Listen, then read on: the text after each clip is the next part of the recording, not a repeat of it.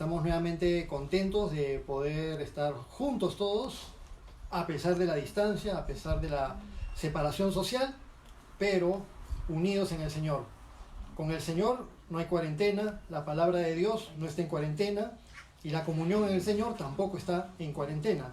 Que el Señor les bendiga a todos, queridos hermanos y amigos. Estamos hoy día juntos para estudiar juntos, valga la redundancia, ¿no? Este mensaje de Jesucristo a las 7 iglesias. El día de hoy nos toca ver el mensaje a la iglesia de Tiatira. Este mensaje de nuestro Señor Jesucristo a las 7 iglesias se encuentra en el libro de Apocalipsis, en los capítulos 2 y 3. Así que si tienen sus Biblias a la mano, por favor, ténganlas allí, ábranlas y acompáñenme juntos a Apocalipsis capítulo 2. Hoy día vamos a estar recorriendo los versículos desde el 18 hasta el 29, la parte que corresponde al mensaje a Tiatira. Habíamos mencionado que en el libro de Apocalipsis Jesucristo le encarga a Juan que le escriba a los líderes de las 7 iglesias que están en Asia. Las 7 iglesias que estaban en Asia, en la zona que correspondía a la provincia romana de Asia, lo que conocemos como Asia Menor, que es toda esta península que el día de hoy viene a ser Turquía, y donde se encontraban mucho mayor cantidad de iglesias cristianas ahí y en otros lugares del mundo, en otros lugares de Asia, del norte de África, de la zona de Israel, pero que el mensaje estaba dirigido a 7 iglesias, porque el número 7 nos da una idea de la plenitud de la iglesia en su totalidad. Un mensaje perfecto, abarca a todas las iglesias, aunque estas iglesias en especial no eran perfectas, pero nos dan una idea de todo el cristianismo en su plenitud, tanto en los tiempos del apóstol Juan, en los tiempos de los primeros creyentes cristianos, como en toda época del cristianismo, en toda época de la era de la iglesia, hasta nuestros días. Y la era de la iglesia continuará hasta que el Señor venga por nosotros en el rapto. Entonces ya hemos ido recorriendo los mensajes. El primer mensaje a la iglesia de Éfeso, en la costa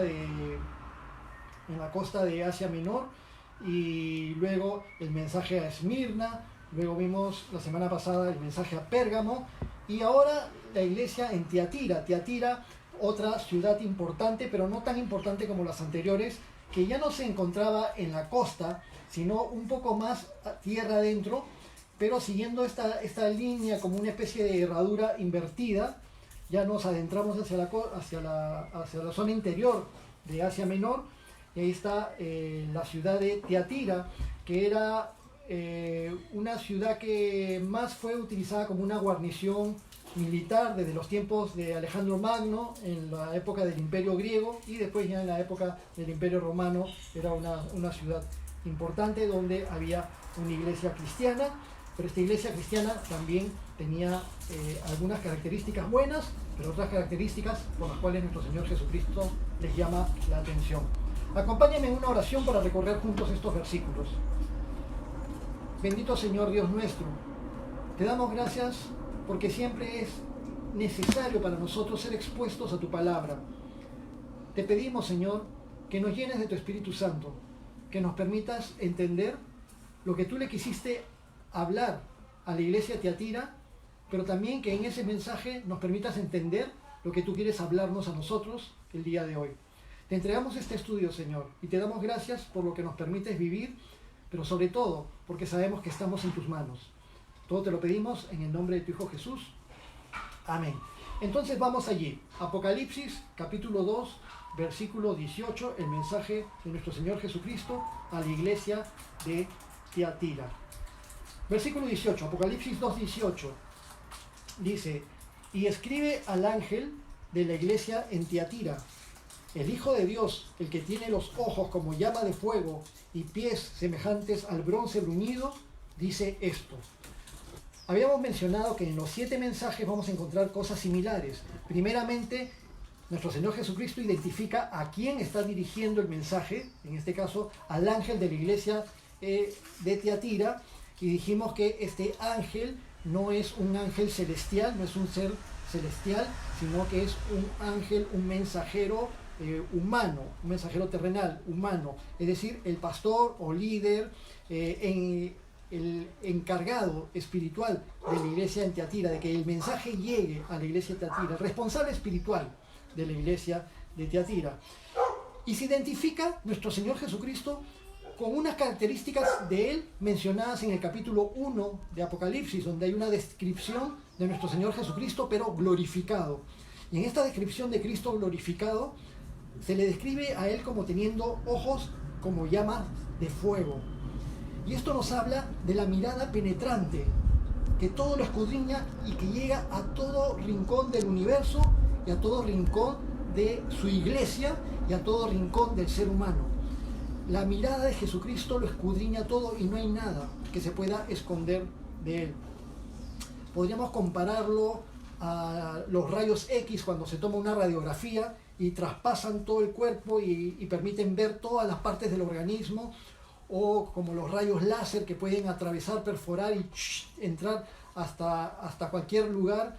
La mirada penetrante de nuestro Señor Jesucristo lo escudriña todo, y esto nos hace saber de que Él llega a lo más profundo de su iglesia para escudriñar y saber y determinar lo que está bien y lo que está mal. Y eso es importante para conocer si la situación de alguien o la situación de una institución es una situación sana o es una situación que está en peligro. Es necesario escudriñar, es necesario auscultar. Y la mirada de Jesucristo lo ausculta todo y nada se puede esconder. Pero además de eso lo menciona como aquel que tiene pies semejantes al bronce bruñido, como el bronce al rojo vivo. Desde las épocas antiguas de Israel, con el tabernáculo en el desierto, cuando se construyó el tabernáculo, habían varios elementos del tabernáculo, el altar de bronce, la fuente de bronce, que eran elementos de juicio, donde se ejecutaba los sacrificios y las ofrendas para compensar el juicio de Dios por causa del pecado, justamente, y ofrecer una ofrenda a Dios por causa del pecado. También el pecado fue juzgado en el desierto cuando el pueblo de Dios, Israel, había murmurado en contra de Dios, y Dios envió una plaga de serpientes venenosas, y Dios le indicó a Moisés que levante una serpiente de bronce, que la pusiera en medio del campamento para que todos aquellos que fueran mordidos por las serpientes venenosas pudieran ser salvos con mirar a la serpiente de bronce. Entonces el pecado del pueblo fue juzgado por medio de esta serpiente de bronce, y aquellos que fueran perjudicados con la mordedura de la serpiente podrían ser sanados gratuitamente, simplemente por fe, por mirar a la serpiente de bronce. Y Jesucristo se equiparó a esa serpiente de bronce, y Él dijo: cuando el Hijo del Hombre sea levantado, así como la serpiente de bronce fue levantada por Moisés en el desierto. Entonces todos los que miren a Jesucristo podrán ser salvos de la picadura, de la mordedura de Satanás, del pecado y de las consecuencias del pecado. En Jesucristo nuestros pecados han sido juzgados, pero Jesucristo es también aquel que planta sus pies de manera firme en medio de su iglesia. Recordemos que Jesucristo es mencionado caminando en medio de los 7 candeleros. Él siempre está caminando en medio de su iglesia, y Él está al tanto de lo que sucede, pero con pie firme, con misericordia, pero también con juicio. Y de esa manera se dirige especialmente a esta iglesia de Tiatira. Y le dice lo mismo que les dice a las otras iglesias, a las otras 6 iglesias. A las 7 iglesias les dice lo mismo. Yo conozco tus obras, versículo 19, y amor, y fe, y servicio, y tu paciencia, y que tus obras postreras son más que las primeras. Entonces, Jesucristo siempre deja bien en claro que Él lo sabe todo. Él sabe todo lo que sucede en medio de su iglesia, y en medio de cada iglesia, y en medio de cada individuo también. Sabe lo bueno y sabe lo malo. Pero cuando hay cosas buenas que reconocer, Jesucristo no se queda corto para elogiar cosas positivas que encuentra en su iglesia y cosas que le agradan de su iglesia.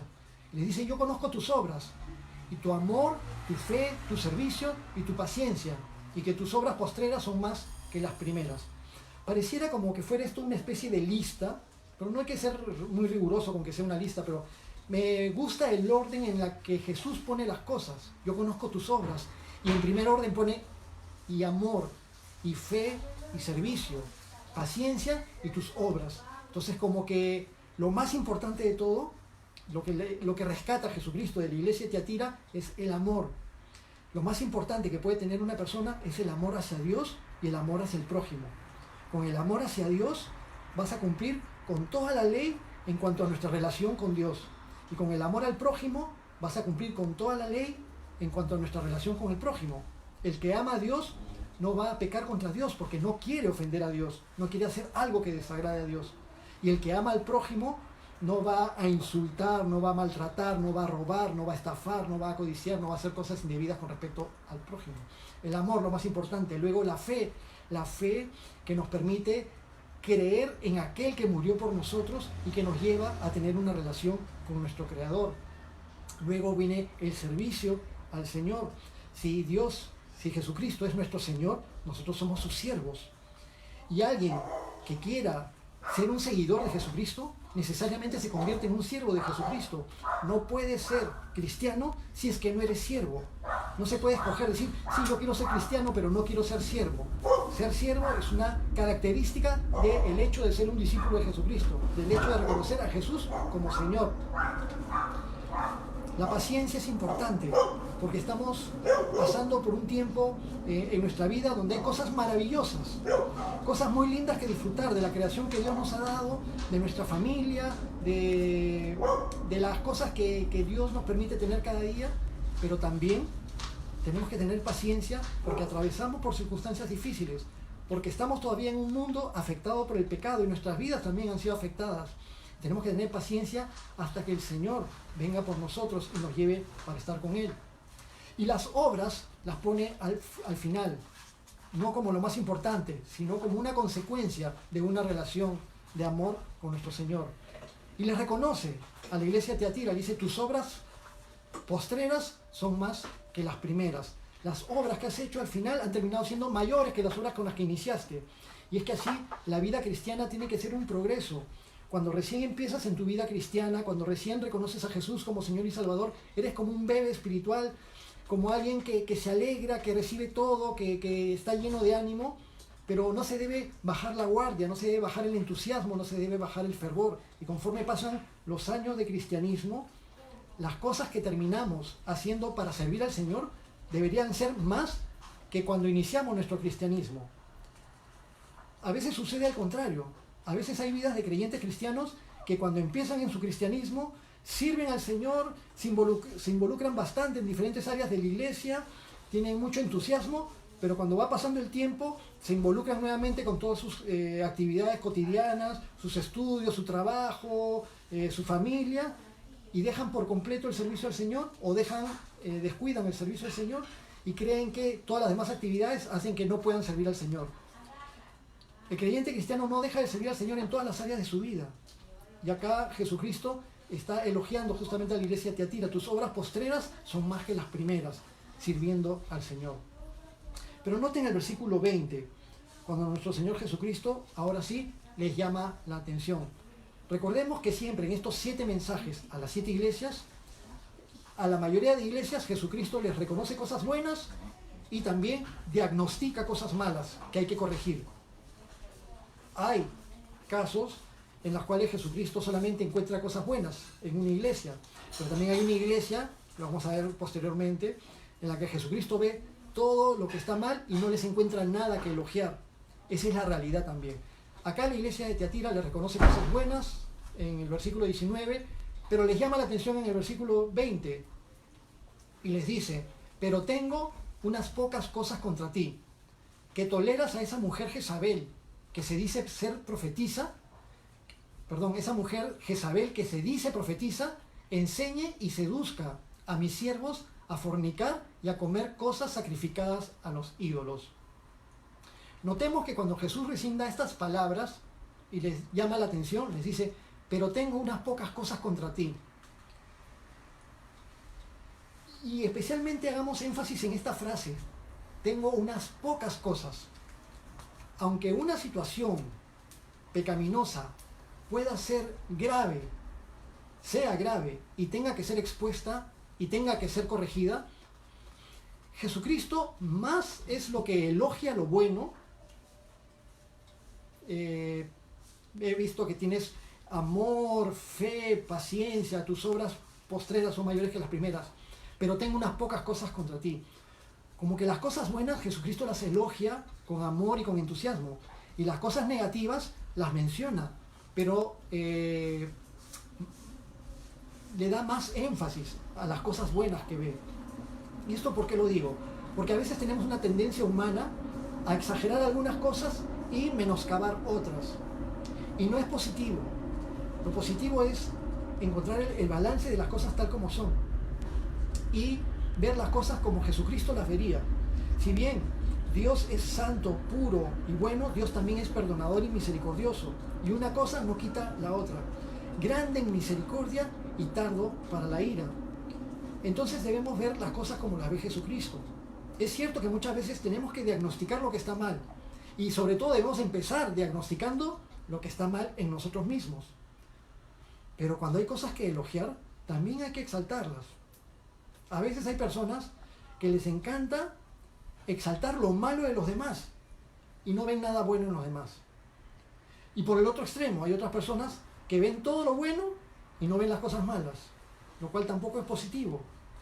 O cuando se trata de nosotros mismos, nos gusta que los demás nos elogien todo lo bueno, pero no nos gusta que nos critiquen cuando hay cosas que criticar. Bueno, Jesús ve y les dice, hay unas pocas cosas, tengo unas pocas cosas contra ti. Y aunque Jesús diga, tengo unas pocas cosas contra ti, eso no quita la gravedad del asunto, porque es una amenaza y es un riesgo, y tiene que ser resuelto. Pero me gusta que Jesús diga, tengo unas pocas cosas contra ti. Eso significa que la situación no es muy compleja como para no poder ser solucionada. Al revés, es una situación que puede y debe resolverse. No se debe dejar ahí. ¿Y cuál es el peligro? ¿Qué es lo que está mal? Jesucristo lo menciona, ¿no? En el versículo 20. Tengo unas pocas cosas contra ti, que toleras que esa mujer Jezabel, que se dice profetiza, enseñe y seduzca a mis siervos a fornicar y a comer cosas sacrificadas a los ídolos. Entonces el primer peligro que vemos aquí, lo que está mal, es la tolerancia. La tolerancia con respecto al pecado es una levadura que va a afectar toda la masa de todas maneras. La tolerancia muchas veces la identificamos como algo muy positivo. En nuestros tiempos se habla demasiado acerca de la tolerancia. Son dos tipos de tolerancia bien diferentes. Es cierto que puede ser una virtud y debe ser algo practicado por todos, tener tolerancia hacia el prójimo, tolerancia hacia las diferentes maneras de pensar, tolerancia con respecto a que las personas tienen otros gustos.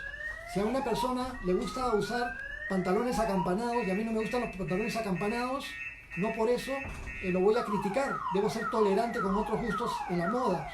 Debo ser tolerante con diferentes circunstancias. Aún debo ser tolerante cuando las personas tienen defectos y debo ser comprensivo. Porque también me gusta que las personas sean tolerantes conmigo cuando no soy perfecto y cuando cometo muchos errores.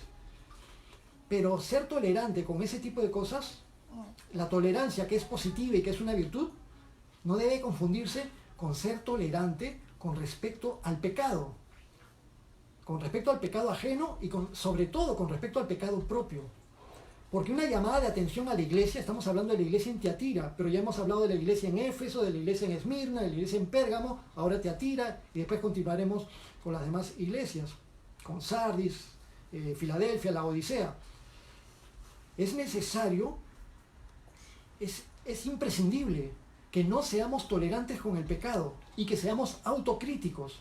Mucha gente se escuda diciendo, ay, pero que el que está libre de pecado, que sea el que tire la primera piedra. Y todo el mundo dice, nadie tiene derecho a tirar la primera piedra. Y eso se usa muchas veces como excusa dentro del cristianismo, y muchos cristianos lo usan como excusa para autojustificarse, continuar y permanecer en pecado, y no querer decir nada con respecto a algo cuando está mal. Y eso no se debe permitir, porque malogra todas las cosas. Ser tolerante con el pecado propio lo podríamos comparar, por ejemplo, como cuando alguien tiene una enfermedad. Una enfermedad que te puede conducir a la muerte. Una enfermedad que está latente en tu organismo, que ha sido causada por algún organismo por algún germen patógeno y que te va a conducir a la muerte, que te vas a morir de todas maneras si no le das un tratamiento. Entonces, si yo tengo una enfermedad que me va a conducir a la muerte, pero hay un tratamiento con los medicamentos adecuados para que yo pueda ser sanado y no me muera, entonces necesito que se me diagnostique y necesito aplicar esos medicamentos para terminar con la enfermedad, porque no quiero morir. El pecado produce muerte espiritual. Cuando Dios nos da la solución para tratar con el pecado y evitar nuestra muerte espiritual, debemos tomar ese tratamiento. Pero si somos tolerantes con el pecado y no acudimos al tratamiento, entonces vamos a tener un problema porque nos estamos enfrentando a una muerte espiritual inminente. Y también es muy peligroso cuando estamos en una situación de muerte espiritual, practicando el pecado, y al mismo tiempo estamos recibiendo tratamiento. Es decir, sigo tomando medicamentos para evitar la infección, pero me sigo infectando al mismo tiempo. Eso no debe suceder.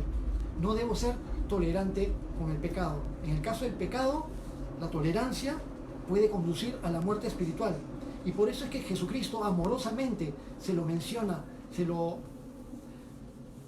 le llama la atención a su iglesia, porque al fin y al cabo es la iglesia del Señor.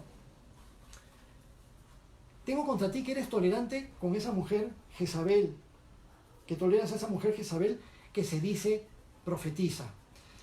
Jezabel era una mujer obviamente que congregaba en la iglesia en Tiatira, que se autodenominaba profetiza y que llevaba a otros miembros de la iglesia también a caer en pecado sexual y en pecado de idolatría. Seguramente como las prácticas paganas, parecido a la doctrina de Balaam que habíamos visto la semana pasada, doctrina adquirida del Antiguo Testamento.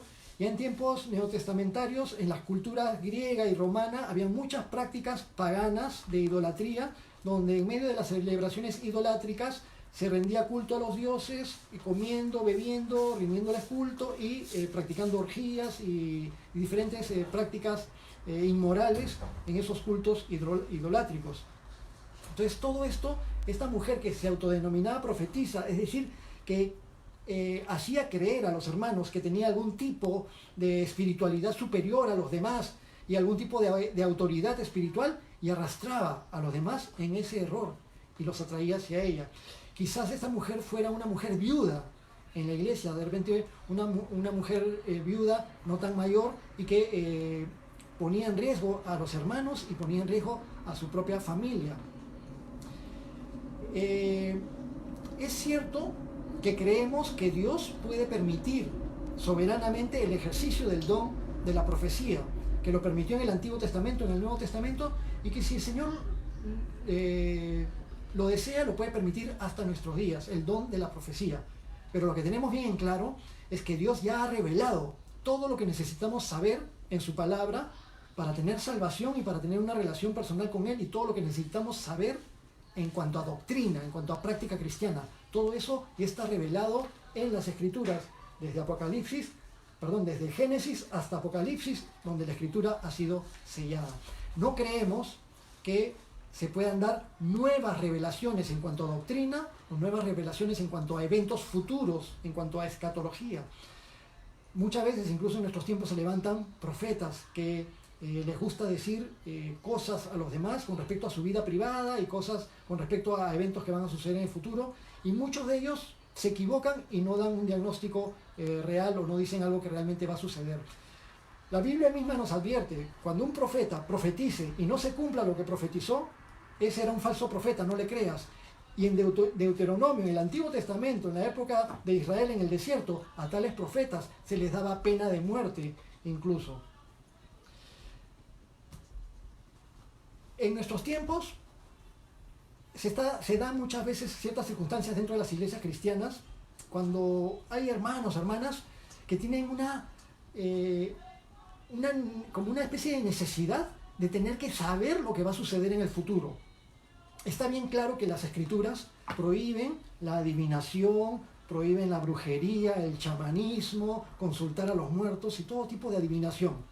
Está prohibida en la Biblia, porque el Señor quiere que confiemos plenamente en Él, y el Dios de todo el universo quiere que sintamos confianza y seguridad de estar en sus manos. En el Señor yo tengo seguridad con respecto a mi futuro, y mi mayor seguridad es que un día estaré con Él. No hay nada más seguro que eso. Estamos en sus manos. Nuestro Señor Jesucristo pagó el precio por nosotros. Pero algunos todavía sienten inquietud por querer saber lo que va a suceder en el futuro. Y como en la iglesia está prohibido consultar a los brujos, consultar a los chamanes, leerse las cartas y esas cosas, entonces, ¿qué aparecen? Aparece por ahí, la profeta tal está visitando en tal iglesia. Y varios hermanos se juntan y dicen, oh, ¿estás enterado que la profeta tal está en tal iglesia? Vamos a visitar. Y van a visitar a la profeta, le dan su ofrenda para que la profeta les diga cosas que van a suceder en el futuro. Sí, que tu hija se va a casar, sí, que esto, sí, que lo otro. ¿No se convierte eso en una versión cristiana de la brujería? No creemos que eso sea agradable al Señor. Bueno, esta mujer Jezabel, mencionada en el mensaje a Tiatira en Apocalipsis, es una remembranza a una Jezabel tétrica mencionada en el Antiguo Testamento, la esposa del rey Acab, en tiempos del profeta Elías. Primera de Reyes, a partir del capítulo 16 hasta que termina Primera de Reyes e inicios de Segunda de Reyes, se habla acerca de esta malévola reina que tenía origen en Sidón, en un pueblo cananeo, y influenció al rey Acab e influenció a todo el reino de Israel detrás del culto a Baal. Tanto así que el rey Acab hizo un templo a Baal en Samaria, en la capital del reino del norte, del reino de Israel. Y Jezabel, sumamente pérfida, mandó matar a todos los siervos del Señor, a todos los profetas de Dios, a todos los que servían al Señor, los mandaba matar y perseguir, y era malévola incluso en perseguir personas inocentes y matarlas con tal de conseguir sus objetivos, como cuando mandó matar a Nabot para obtener su viña y que el rey Acab se pudiera quedar con la viña de Nabot. Todo esto está mencionado en Primera Reyes. Y en ese tiempo fue que Elías se enfrentó a 450 profetas de Baal y finalmente les venció en un reto determinado, y finalmente mataron a los profetas de Baal, y Jezabel quiso perseguir a Elías para eliminarlo también. Y Jezabel tuvo un final trágico y terminó muerta en una manera asquerosa, y los perros se comieron su cadáver, y así terminó ese momento. Pero la influencia de Jezabel para Israel fue que, por su influencia, valga la redundancia, Israel fue llevado fuertemente a su punto más álgido de idolatría, de adulterio y espiritual. Y fue la perdición, el debacle de la nación de Israel, del reino del norte. Ahora, en estos tiempos de Apocalipsis, en la iglesia de Tiatira, esta mujer Jezabel está arrastrando a los hermanos al pecado de la fornicación y del adulterio, unido a prácticas de idolatría, lo cual es nombrado en la Biblia como un adulterio o como una fornicación espiritual. Pero lo peor de todo con respecto al pecado de Jezabel es que arrastra a la iglesia, arrastra a varios hermanos, y que eso está siendo tolerado por el liderazgo. Y es por eso que Jesucristo les tiene que llamar la atención de manera tajante, de manera categórica. Sucede en nuestros días también. Sucedió en esos tiempos y sucede en nuestros días. A veces hay situaciones. La semana pasada, cuando hablamos acerca de la iglesia de Pérgamo, hablamos no muy ampliamente, pero sí muy puntualmente con respecto al pecado de fornicación. Pero a veces también se da dentro de las iglesias cristianas pecado de fornicación y pecado de adulterio. Y lo peor que podría suceder es que los demás hermanos en las iglesias sean tolerantes cuando alguien está atrayendo a los demás al pecado de la fornicación y del adulterio. Hay que llamar la atención, hay que diagnosticar lo que está mal, hay que utilizar las cosas que el Señor nos da para, en amor, exhortarnos unos a otros y salir de los errores. Porque fíjense en lo que dice el versículo 21, Apocalipsis 2:21. Tienes esa mujer Jezabel que seduce que seduce a mis siervos a fornicar y a comer cosas sacrificadas a los ídolos, versículo 21, y le he dado tiempo para que se arrepienta, pero no quiere arrepentirse de su fornicación. El Señor, nuestro Dios, es sumamente misericordioso y muchas veces da señales y da medios para que las personas se arrepientan de sus errores y de su pecado. El problema no es con Dios, el problema no es la falta de misericordia del Señor, quien siempre da tantas y tantas y tantas nuevas oportunidades. ¿Quién de nosotros no podrá dar testimonio de cuántas veces el Señor ha sido bueno con nosotros mismos, dándonos nuevas y nuevas oportunidades? Pero acá el problema es que Jesús mismo está diciendo, le he dado oportunidad, le he dado tiempo para que se arrepienta, pero no quiere arrepentirse.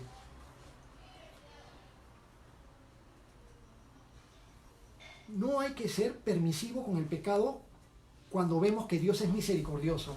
Cuando Jesucristo trató con la mujer adúltera en el Evangelio de Juan, Jesucristo nunca trató con ella para dejarla que siga pecando. Una mujer había sido encontrada, dice ahí el texto, en pleno acto de adulterio. Si bien es cierto que los que trajeron a la mujer adúltera no trajeron al hombre con el que estaba adulterando, probablemente un hombre casado de la sociedad judía, pero la trampa era para la mujer, ¿no? Eso muestra la injusticia de esas personas. Pero trajeron a la mujer adúltera, la tiraron delante de Jesucristo, y Jesucristo no emitió juicio de condenación hacia ella. Y todos decían, Señor, ¿qué dices tú? La ley dice que debemos apedrearla. El Señor, ya sabemos la historia, todo el mundo conoce la historia. Se quedó como escribiendo en el suelo, como que no les hacía caso. Después, cuando le insistieron, Jesucristo dijo, el de ustedes que esté libre de pecado, que sea el primero en echar la piedra.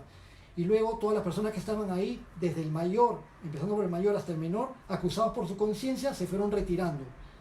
Entonces Jesús le dice a la mujer, mujer, no veo tus acusadores, ¿nadie te condenó?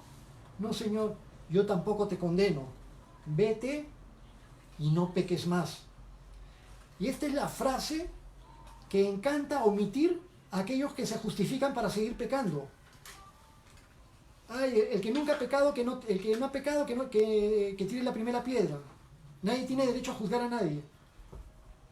Es cierto que Jesús nos perdona, pero Jesucristo no condenó a la mujer adúltera, pero también le dijo, vete y no peques más. Entonces es un llamado al arrepentimiento. Y no dudamos de que la mujer se haya arrepentido, se haya convertido y haya tenido una nueva oportunidad. Entonces, la misericordia de Dios es infinita, es grande, pero necesitamos arrepentirnos para que no nos hagamos daño con el pecado con el que estamos conduciéndonos a muerte espiritual, a daño personal. El gran problema es cuando se está en pecado y uno no se quiere arrepentir. ¿Cuántas veces hemos tenido la oportunidad, yo como pastor, en diferentes oportunidades, de conversar con hermanos o hermanas que estaban en pecado y que cuando les hablaba amorosamente para que salgan del pecado, decían, sí, tiene razón, y después conversaban con otra persona, el pastor ya se dio cuenta, ahora hay que ser más precavidos, como que van a disimular más cuando Dios lo ve todo. Entonces caben estas palabras de Jesús, le he dado tiempo para que se arrepienta, pero no quiere arrepentirse de su fornicación. Entonces, cuando alguien no quiere arrepentirse de su pecado, es responsabilidad de esa persona si es que después va a tener daño que le va a afectar. El daño que afecta a las personas muchas veces es responsabilidad de las personas, sobre todo cuando es un daño causado por el pecado. Como vamos a leer a continuación, versículo 22, Apocalipsis 2:22. Con respecto a Jezabel, Jesucristo dice, he aquí, yo la arrojo en cama y en gran tribulación a los que con ella adulteran, si no se arrepienten de las obras de ella. Jesús dice con respecto a Jezabel, he aquí, yo la arrojo en cama. Esta mujer, Jezabel, por causa de su pecado, va a resultar afectada con algún tipo de dolencia o de enfermedad causada por su pecado. ¿Y cuál es su pecado? Que está fornicando y cometiendo adulterio con diferentes miembros de la iglesia y llevándolos detrás de la idolatría. De repente ella, para conseguir algún beneficio económico o simplemente por su propia promiscuidad, pero está metiéndose con todo el mundo y los arrastra y los lleva a la práctica idolátrica y todo esto, arrastrando a otras personas a que se alejen de Dios y a que tengan riesgo de muerte espiritual. ¿Y qué sucede? Que el pecado sexual muchas veces conlleva a tener enfermedades de origen sexual. Se llaman, en la actualidad en la medicina les llaman enfermedades de transmisión sexual, ETS, entre las cuales hay muchas enfermedades comunes desde hace siglos y otras enfermedades que son muy recientes en nuestros tiempos, como por ejemplo la enfermedad del SIDA, que brotó o apareció en la humanidad en los años 80, que se debe haber gestado desde antes, pero apareció en los años 80, claramente vinculada a la actividad sexual. Principalmente se daba con más frecuencia en la población homosexual, pero después también en toda la población heterosexual cuando eran muy promiscuos y se daban enfermedades por causa del pecado. Habrá personas que dirán, eres un retrógrada, ¿cómo se te va a ocurrir decir que el SIDA o que las enfermedades de transmisión sexual son causadas por causa, valga la redundancia nuevamente, son causadas por el pecado? Pero resulta que sí, porque cuando se practican las cosas ordenadamente en el plan de Dios, la probabilidad de enfermarse es casi nula, si es que no es nula.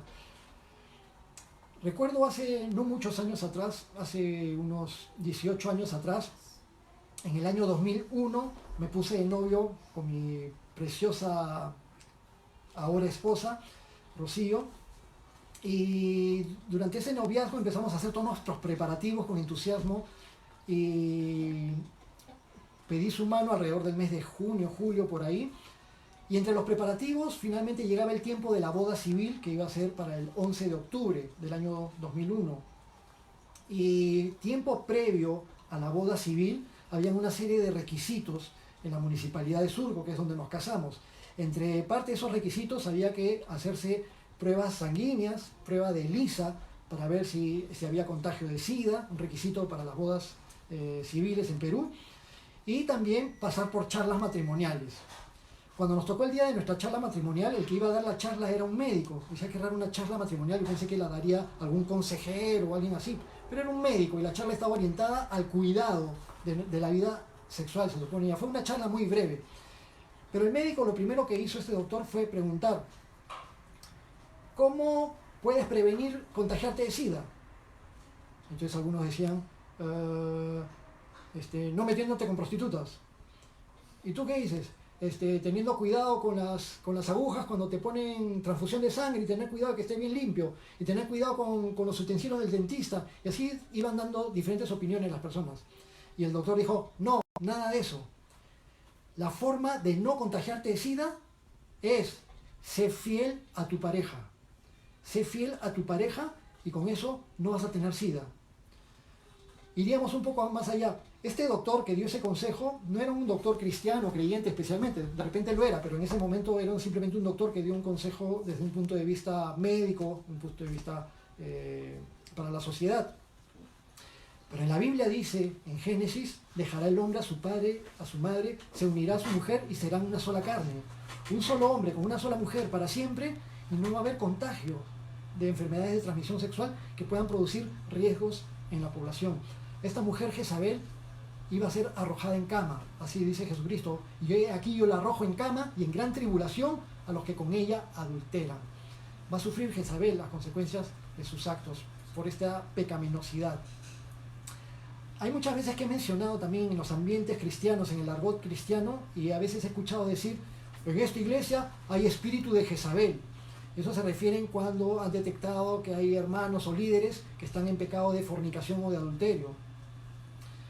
Pero mencionan de forma mística, hay espíritu de Jezabel, como que Jezabel viniera y penetrara en el corazón de los hermanos, y ese es un espíritu demoníaco de promiscuidad y de pecaminosidad, influenciar a los hermanos a caer en pecado. Es cierto que el enemigo siempre va a estar tentando en todas las iglesias, que la fuente de tentación viene del enemigo o viene de nuestra propia concupiscencia. Pero identificar el pecado de fornicación o de adulterio con el espíritu de Jezabel no lo hacemos doctrina especialmente, pero entendemos de qué pecado se trata. no solamente va a sufrir las consecuencias Jezabel, sino todos los que forniquen con ella y adulteren con ella y que no se quieran arrepentir. Dice Jesucristo en el versículo 22, hago énfasis en esto: arrojo en tribulación, en gran tribulación, a los que con ella adulteran, si es que no se arrepienten de las obras de ella. Es decir, van a experimentar gran tribulación aquellos que estén pecando, que siguen pecando y que no quieren arrepentirse de seguir pecando. Ellos van a experimentar gran tribulación. Pero aquellos que se arrepientan de sus pecados, que pidan perdón a Dios y que pidan ayuda del Espíritu Santo para salir de esa situación errónea, de esa situación pecaminosa, van a encontrar la gracia del Señor y no van a pasar por esa gran tribulación que es especialmente indicada para aquellos que están cayendo en pecado con Jezabel. Muchos identifican esto como lo que sucede con la iglesia. En la iglesia cristiana hay muchos miembros y dentro de los cristianos hay algunos que están en situación de practicar pecado, que están practicando pecado y que no quieren arrepentirse de su pecado. Y si esos llamados creyentes cristianos, algunos dicen no son verdaderos creyentes cristianos. Bueno, en las iglesias cristianas somos un montón, somos bastantes hombres y mujeres que asistimos. Algunos se han entregado por completo al Señor y algunos están luchando con debilidades, buscando la gracia del Señor, pero también hay muchos que están en pecado y que no quieren arrepentirse de sus pecados. Bueno, aquellos que no quieran arrepentirse de sus pecados, cuando venga el tiempo del rapto de la iglesia, si están practicando pecado y no se arrepienten y no se van a arrepentir, cuando venga el rapto de la iglesia, no seguirán con el Señor. Y cuando venga el tiempo de gran tribulación sobre la tierra, tiempo de 7 años de tribulación, de los cuales 3 años y medio, los últimos 3 años y medio van a ser de gran tribulación sobre la tierra, y se quedarán aquellos que estuvieron pecando y que no se arrepintieron de su pecado. Una advertencia, no solamente para la iglesia de Tiatira, sino para la iglesia también de nuestros tiempos. Siempre hay una solución, siempre hay una posibilidad de enmendar caminos, siempre hay posibilidad de sanidad espiritual cuando hay arrepentimiento. Versículo 23, y sigue la advertencia, y dice, y a sus hijos heriré de muerte, y todas las iglesias sabrán que yo soy el que escudriña la mente y el corazón, y le daré a cada uno según vuestras obras. Probablemente esa mujer Jezabel tuviera hijos, y que los hijos también sufrieran las consecuencias del pecado de ella, o de repente recién fuera a tener hijos en el futuro y que esos hijos sufrieran las consecuencias de las enfermedades de transmisión sexual. No lo sabemos con exactitud, pero si la mujer no se arrepentía, ella y sus hijos iban a sufrir las consecuencias. O podría ser una referencia también a aquellos que seguían en pos de ellos, ¿no? Sus hijos. Pero dice, con esto que va a suceder, todas las iglesias sabrán que yo soy el que escudriña la mente y el corazón. Y ese es el punto importante también. Todas las iglesias sabrán. ¿A qué iglesia está dirigido este mensaje? A la iglesia de Tiatira. Pero es necesario que todas las iglesias lo sepan. Todo el cristianismo, todas las iglesias de la época de Juan, del apóstol Juan, y todas las iglesias de nuestros tiempos también. Por las cosas que pueden suceder por causa del pecado, y son cosas serias, si es que alguien no se arrepiente. Cuando vengan las consecuencias, todas las iglesias sabrán que Jesús es el que escudriña la mente y el corazón. Él tiene ojos como llamas de fuego. Nada se puede esconder de él. Las verdaderas intenciones, los verdaderos pensamientos, la hipocresía. Cuando hay personas que asisten a las iglesias cristianas, pero dentro de sus pensamientos están pensando cómo involucrarse para estafar a alguien, cómo involucrarse para aprovecharse de una hermana, o si es una hermana para aprovecharse de un hermano, y diferentes cosas. Los verdaderos sentimientos del corazón y los verdaderos pensamientos, todo lo ve el Señor. Y finalmente dice, y yo daré a cada uno según vuestras obras. Versículo 24. Pero a vosotros que estáis, a vosotros y a los demás que están en Tiatira, a cuantos no tienen esa doctrina, esta práctica continua, pecaminosa, de ir en pos de fornicación, de adulterio y de idolatría, porque está vinculado a la idolatría también. Y para Dios, esto es importante mencionarlo, para Dios la idolatría es fornicación espiritual, es adulterio espiritual. Nosotros los creyentes cristianos somos la novia, la esposa de Cristo. Si nos vamos detrás de otros ídolos, de otro que no sea Dios, si damos todo nuestro corazón, nuestra mente, nuestra devoción, nuestras ofrendas, nuestros rituales, nuestras ceremonias, nos hincamos delante de alguien que no sea Jesucristo, que no sea el Dios que creó el universo, estamos siendo fornicarios espirituales. La idolatría es grave delante de Dios, tanto así que la Biblia dice, el Nuevo Testamento dice que los idólatras no heredarán el reino de los cielos. Los idólatras también van a pasar por la tribulación. No queremos los creyentes cristianos estar en idolatría. En esta iglesia de Tiatira habían personas idólatras y habían personas que no eran idólatras también. Entonces, a los demás, ¿qué les dice Jesús? A vosotros, versículo 24 de Apocalipsis 2, y a los demás que están en Tiatira, a cuantos no tienen esa doctrina y no han conocido lo que ellos llaman las profundidades de Satanás, yo os digo, no os impondré otra carga.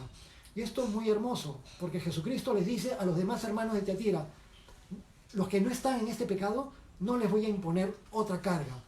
La relación con Dios por medio de la fe en Jesucristo no es un sistema religioso lleno de directivas, lleno de rituales, lleno de ceremonias, lleno de fechas conmemorativas. El cristianismo es una relación personal y real con nuestro Creador por medio de su Hijo Jesucristo. Es curioso que en los inicios del cristianismo hubieran discusiones dentro de la iglesia, porque habían sectores de la iglesia que querían imponer a los creyentes cristianos, sobre todo a los gentiles, a los nuevos convertidos que no eran judíos, les querían imponer las cargas de la ley de Moisés, de la religión judía, de la religión hebrea. Pero en Hechos capítulo 15, y eso ya lo pueden revisar ustedes mismos, ahí pueden ver que se armó una gran discusión y que al final la conclusión dada por los líderes de la iglesia, encabezados por Santiago y también respaldada por los apóstoles, la conclusión de la iglesia es, hemos decidido no imponerles más cargas que simplemente esto, que se abstengan de la idolatría y de los sacrificados a los ídolos, de fornicación, de ahogado y de sangre. No imponer más cargas. Y me hace recordar también cuando Jesucristo nos habla de nuestra relación con Él. En el mundo tenemos aflicciones y cargas, pero Jesucristo nos da palabras de consuelo, de aliento y de descanso. ¿Me acompañan, por favor, a Mateo capítulo 11? Mateo capítulo 11, versículo 28. Jesucristo nos dice, venid a mí todos los que estáis trabajados y cargados, y yo os haré descansar. Una religión te impone cargas que te hacen estar nervioso, intranquilo y sentirte que nunca puedes satisfacer las expectativas de Dios. Muchas religiones que ponen cargas sobre las personas han producido incluso suicidios en parte de sus miembros, porque son tantas las cargas que les imponen. Pero Jesucristo dice, vengan a mí los que están trabajados y cargados y yo los haré descansar. Lleven mi yugo sobre ustedes y aprendan de mí, que soy manso y humilde de corazón, y hallarán descanso para sus almas, porque mi yugo es fácil y ligera mi carga. Entonces es así, estar con Jesucristo es que Él vaya caminando con nosotros. Él es el buey grande y nosotros somos el buey pequeñito. Vamos compartiendo el yugo, pero la carga, la gran parte de la carga la lleva Jesús y nosotros llevamos la parte ligera de la carga. Volviendo con Apocalipsis capítulo 2, versículo 24, a ustedes no voy a imponerles otra carga. Versículo 25 dice, pero lo que tienen, guárdenlo hasta que yo venga. Lo que tienen, guárdenlo hasta que yo venga. ¿Y qué es lo que tienen? ¿Qué es lo que tenemos los cristianos? Las cosas simples de una relación con el Señor a través de nuestra fe en Jesucristo. Fe, doctrina, las enseñanzas de Jesús, nuestra comunión con Él, nuestra relación con Él, oración, leer su palabra, las cosas básicas y simples del cristianismo y de una verdadera relación personal con nuestro Creador. Finalmente, acercándonos hasta el final, hacia el final de este pasaje del mensaje de Jesucristo a Tiatira, versículo 26, Jesús nos dice, al que venciere y guardare mis obras hasta el fin, yo le daré autoridad sobre las naciones y las regirá con vara de hierro y serán quebradas como vaso de alfarero, como yo también la he recibido de mi Padre. El Señor nos ha prometido a su iglesia, a los creyentes cristianos, que cuando termine la era de la iglesia, Jesús va a venir por su iglesia y se la va a llevar. Cuando sea el tiempo de la tribulación aquí en la tierra, los creyentes vamos a estar en el cielo con el Señor. Y cuando Jesús venga por segunda vez, para reinar por 1000 años sobre la tierra, vendrá junto con nosotros, con todos sus ángeles y con todos sus santos. Y cuando vengamos con Él, entonces Él nos va a dar responsabilidades de gobierno sobre todo el planeta, sobre todas aquellas personas que hayan sobrevivido a la gran tribulación y vuelvan a repoblar el planeta Tierra. Y vamos a reinar y gobernar junto con Jesucristo por 1000 años. Y regiremos las naciones con vara de hierro, con verdadera justicia. La justicia que tenemos actualmente no es justicia. Vemos muchas irregularidades, vemos muchas trampas, vemos muchas cosas que no están bien. Aún en los tiempos de emergencia, los tiempos tan difíciles que estamos viviendo a nivel mundial por causa de esta pandemia tan difuminada ya a nivel mundial, acá en el Perú ya se está viendo que aquella ayuda social que el gobierno pretendía dar para que llegue a las personas más necesitadas tiene filtros por los cuales a veces la ayuda no llega a quien debe llegar. Y hay entre las autoridades personas que se están apropiando de los víveres, personas que se apropian del dinero, personas que no tienen no tienen el nivel de pobreza hacia quienes está orientada la ayuda que deben recibir, y que aún teniendo una buena capacidad económica reciben una ayuda que no deberían ellos estar recibiendo, quitándole a otras personas que sí deberían recibirla. Y todo este tipo de trampas nos hacen ver que estamos en un mundo injusto. Los pagos que el gobierno recibe de parte de empresas transnacionales para que les firmen concesiones y contratos, y las extorsiones que están a todo nivel, de todas las autoridades, no solamente de nivel ejecutivo, presidente, ministros, congresistas, alcaldes, etcétera, etcétera, y no solamente en el Perú, en Latinoamérica y en el mundo, todas las injusticias, y que muchas veces cuando se dan circunstancias ilegales, cuando se dan juicios incluso de alimentos, denuncias de esposos que maltratan, y las personas pagando, compran a las autoridades para que no reciban la justicia que deben recibir, nos damos cuenta que no estamos viviendo en un mundo justo. Y este mundo y este sistema, como lo conocemos, no se va a arreglar por medios humanos normales. Ningún ser humano va a traer la solución. La solución no está en algún líder humano que vaya a surgir. En el mundo va a haber justicia de verdad cuando nuestro Señor Jesucristo venga nuevamente a la tierra. Y cuando Jesús venga, vendrá con todos nosotros, con toda su iglesia, con su iglesia ya transformada después del rapto, glorificada junto con Él, y vendremos a servirle y a regir las naciones con vara de hierro. En el versículo 28 dice finalmente el Señor: y le daré a aquellos que venzan, a los que guarden las obras de nuestro Señor Jesús hasta el fin, a aquellos que perseveren hasta el fin, aquellos que por fe hemos vencido al mundo. Jesús dice: y le daré la estrella de la mañana. La estrella de la mañana es un nombre que recibe Jesucristo en Apocalipsis 22, 16. La raíz, el linaje de David, la estrella resplandeciente de la mañana, es nuestro Señor Jesucristo. Si tienes la oportunidad de orar temprano en la mañana, cuando te levantas o cuando estás en vigilia, está por amanecer, la primera estrella que aparece en el cielo, en el firmamento, es el planeta Venus en realidad, pero se ve una estrella que brilla más que todas las demás y que permanece en la mañana, en que incluso hasta unas horas después de amanecer sigue ahí todavía brillando. Ese es Venus, y nos hace recordar que lo primero que debe brillar en nuestras vidas cada día es nuestro Señor Jesucristo. Jesucristo se brinda, Él personalmente, hacia nosotros mismos. Actualmente lo tenemos. Nuestro Señor Jesucristo nos prometió al final del Evangelio según San Mateo. Dijo: he aquí que yo estoy con ustedes todos los días hasta el fin del mundo. Pero además, un día se va a brindar plenamente a nosotros. Cuando estemos con Él cara a cara, cuando le podamos ver, cuando le podamos abrazarnos y agarrarnos de una de sus piernas, cuando le podamos decir cuánto le amamos, aunque ya le decimos cuánto le amamos y cuánto le necesitamos. Cuánto no queremos, la novia de Jesucristo, su iglesia, estar con nuestro Señor, con nuestro Redentor. Y finalmente, las mismas palabras que se nos dan a todas las cartas de Apocalipsis, el mensaje a la iglesia: el que tiene oído, oiga lo que el Espíritu dice a las iglesias. Es decir, el que tiene buena disposición entenderá la advertencia, los consejos y también las palabras de ánimo que nos da nuestro Señor Jesucristo.